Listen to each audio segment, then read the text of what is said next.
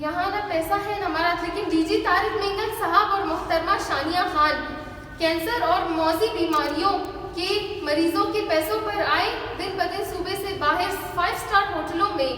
عیاشیاں کرنے جاتے ہیں۔ اس دوران ہمارے بہت سے مریض، خصوصی طور پر کینسر کے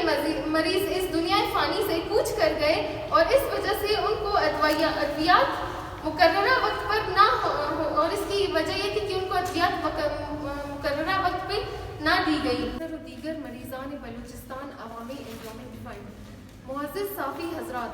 آپ لوگوں کے ہم مشکور ہیں کہ کم وقت کے نوٹس پہ آپ حضرات ہمارے مسائل کو اجاگر کرنے کے لیے حاضر ہوئے۔ صحافی تو عوام کی آواز ہوتے ہیں،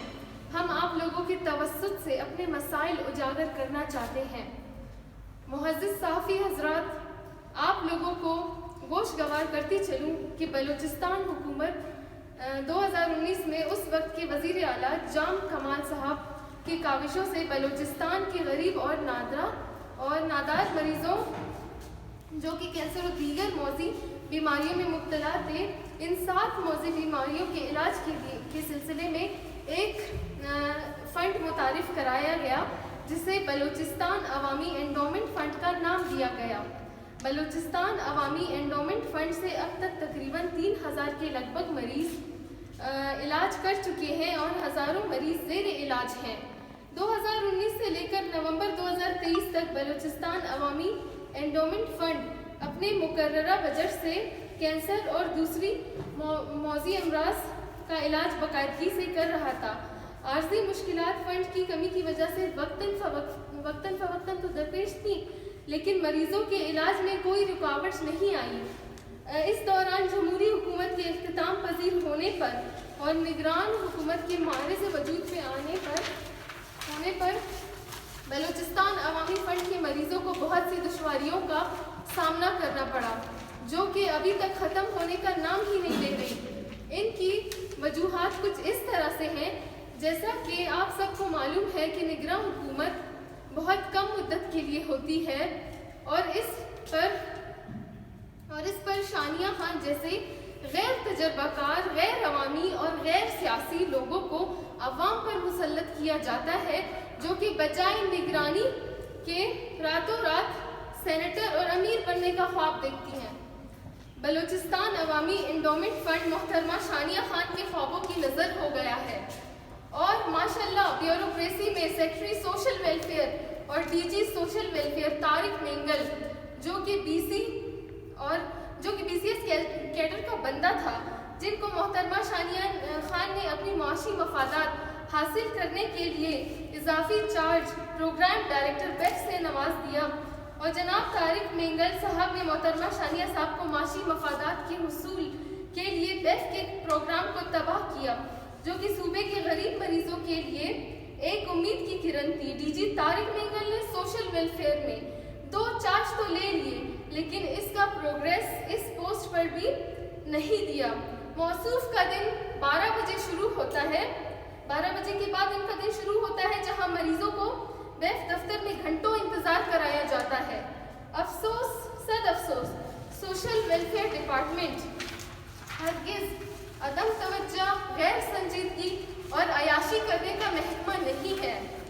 یہ تو معاشرے کے ان افراد کا ادارہ ہے جو کہ غریب، لاچار اور معاشرے کے ٹکرائے ہوئے افراد ہیں۔ ان کی آخری امید سوشل ویلفیئر کے ڈرگ سینٹر، دارالامان، چائلڈ پروٹیکشن وغیرہ جیسے ادارے ہیں۔ ان افراد کے مسائل کو دیکھتے ہیں، لیکن یہ بات D G social welfare Tariq Mengal صاحب کو کون سمجھاتا، کیونکہ موصوف سوشل ویلفیئر ڈپارٹمنٹ سے ہے ہی نہیں۔ موصوف ڈی سی جیسے پوسٹوں پر اپنے خدمات سر انجام دے چکے ہیں، اور ڈی سی جیسے پوسٹوں پہ اپنے خدمات سر انجام، تو کیا پتا یہاں نہ پیسہ ہے نہ مراد، موذی یہاں نہ پیسہ ہے نہ مراد، لیکن ڈی جی طارق مینگل صاحب اور محترمہ ثانیہ خان کینسر اور موذی بیماریوں کے مریضوں کے پیسوں پر آئے دن بدن صوبے سے باہر 5 اسٹار ہوٹلوں میں عیاشیاں کرنے جاتے ہیں۔ اس دوران ہمارے بہت سے مریض، خصوصی طور پر کینسر کے مریض اس دنیا کوچ کر گئے اور اس وجہ سے ان کو ادویات مقررہ وقت پر نہ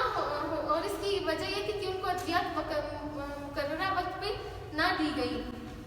آپ صحافی حضرات کو معلوم ہے کہ کینسر کے ادویات کی قیمت لاکھوں میں ہے، جو کہ ان مریضوں کی دسترس سے باہر تھے۔ ابھی بھی بہت سے مریض زندگی اور موت کی جنگ لڑ رہے ہیں، جو کہ سینار ہسپتال، BMC ہسپتال اور صوبے سے باہر کے ہسپتالوں میں زیر علاج ہیں۔ قصہ مختصر ہم نے سوشل میڈیا کے ذریعے وزیر اعلیٰ Balochistan, chief secretary Balochistan, CMIT Balochistan اور نیب جیسے اداروں کو اس مسئلے کی طرف متوجہ کرنے کی کوشش کی، لیکن ہمیں خاص پذیرائی نہیں مل سکی۔ ہم نے عدالت کا دروازہ بھی کھٹکھٹایا، کیونکہ ہم عدالت کا دروازہ کھٹکھٹانے پر مجبور ہوئے، جہاں عدالت عالیہ نے secretary social welfare, DG social welfare اور PD بلوچستان عوامی انڈومنٹ فنڈ کو پیش ہونے کا حکم صادر کیا، جہاں ہمیں معلوم ہوا کہ مطلع محکمہ نئے ٹینڈر کے ذریعے خرد برد کے چکر میں ہے۔ متعلقہ محکمہ ٹینڈر کے سلسلے میں جو پروکیورمنٹ کمیٹی کا اجرا کیا گیا تھا، اس کمیٹی میں نہ کوئی ڈاکٹر اور نہ ہی کوئی متعلقہ ہسپتال کا کوئی نمائندہ ہی نہیں ہے۔ عدالت نے محکمہ سوشل ویلفیئر کے سیکرٹری کے حکم سے صادر ہونے والے پروکیورمنٹ کمیٹی کو منسوخ کرنے کے احکامات صادر کیے، اور عدالت عالیہ نے سیکرٹری اور DG کو نئے پروکیورمنٹ کمیٹی کے اجرا کے حکم صادر فرمائے، اور مزید سفارش کی کہ ادویات کی خریداری کمیٹی میں ڈاکٹر اور ٹیکنیکل ممبر جو ہوتا ہے وہ کریں، اور ڈاکٹر اور ٹیکنیکل ممبر جلد از جلد شفاف انداز میں یہ مسئلہ حل ہو اور مریضوں کے ادویات شروع کرنے کے حکم صادر فرمائے۔ لیکن افسوس، عدالت عالیہ کے حکم کو پس پش ڈالا گیا، بجائے نئے خریداری کمیٹی کے اجرا کی وہی پرانی خریداری کمیٹی جس میں کوئی ڈاکٹر یا ٹیکنیکل ممبر نہیں تھا کے تحت ٹینڈر کے حصول میں چلے گئے، لہٰذا خریداری کمیٹی نان ٹیکنیکل ہونے کی وجہ سے ٹینڈر منسوخ ہو گیا۔